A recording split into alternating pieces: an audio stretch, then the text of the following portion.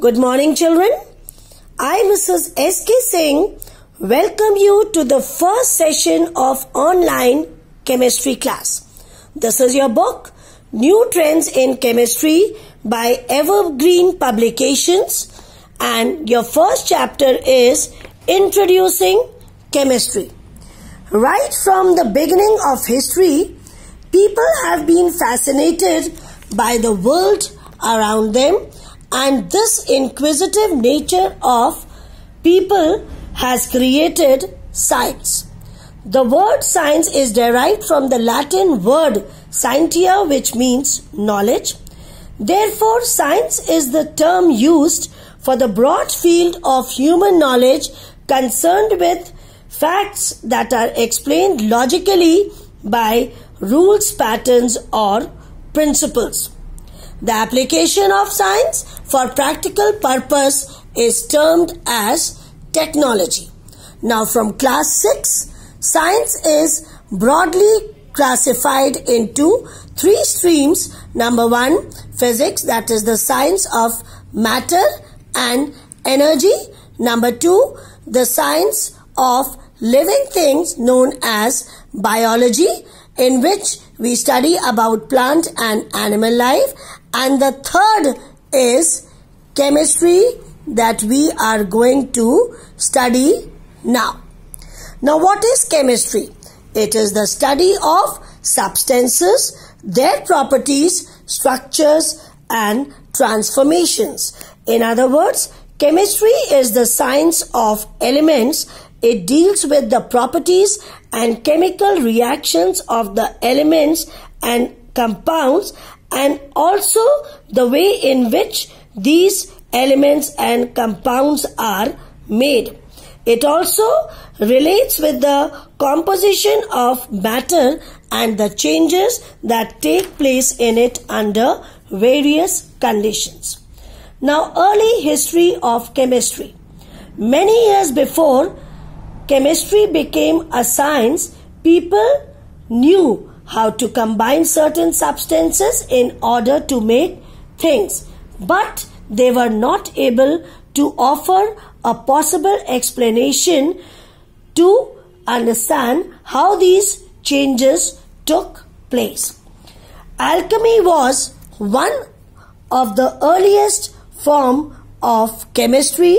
It combined science, magic, philosophy, and religions. And alchemists, they were the forerunners of present-day chemists. They were perhaps the earliest experimentalists. Now we come to the branches of chemistry. The first branch of chemistry is inorganic chemistry, in which we study about elements and compounds that are found in non-living material.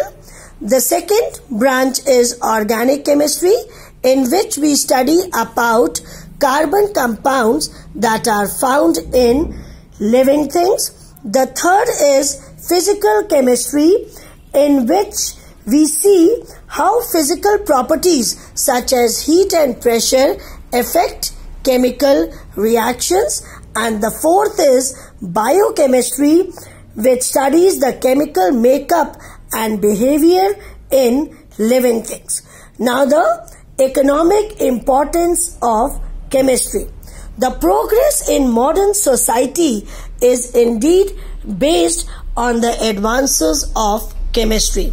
The food we eat, the water we drink, and the land over which we live, they all are based on the advances of chemistry, or in fact they are the gifts of chemistry.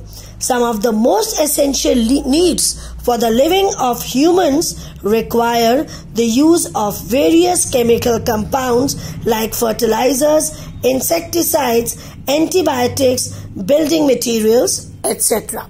Now the next topic is scientific method.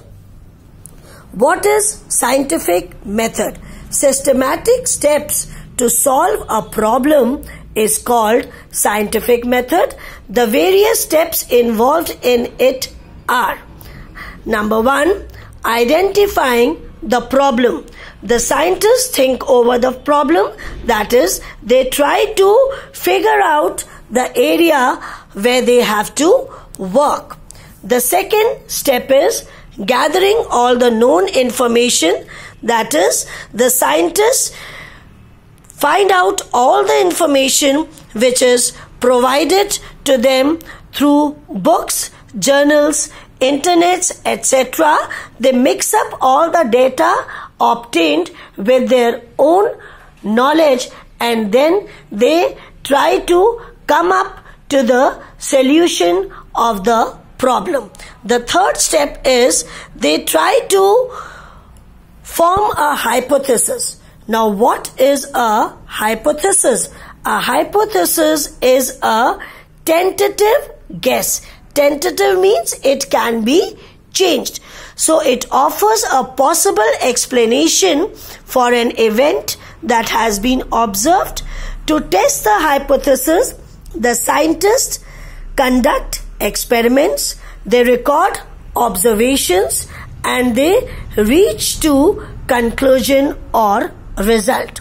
Now, if the result coincides with the hypothesis, then it is accepted, and if the result does not coincide with the hypothesis, then it is rejected and a new hypothesis is proposed in its place, and the same procedure of experimentation, observation and reaching to conclusion is carried out till the results coincide with the new hypothesis proposed. Now, point number 6. When the hypothesis is widely accepted by scientists and the result obtained are the same, then the hypothesis is converted into a theory. And finally, when the hypothesis or the theory is universally accepted and the results are found to be correct at all instants of time, then it is converted into a law.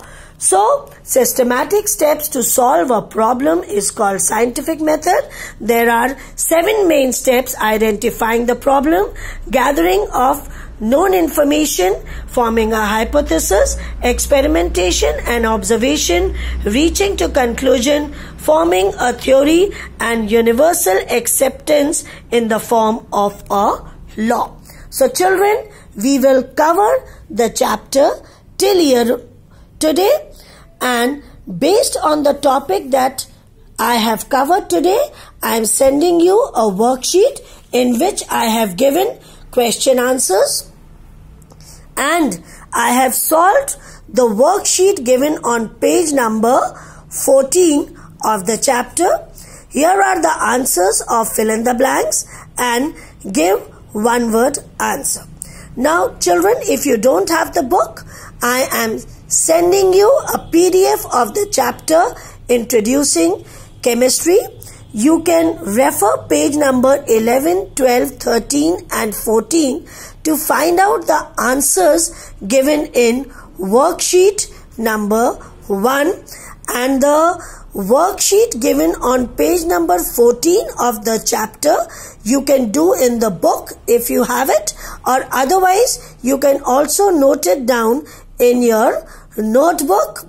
So children, till I come with the next video explaining the later part of the chapter, stay happy, stay safe and stay indoors. Thank you.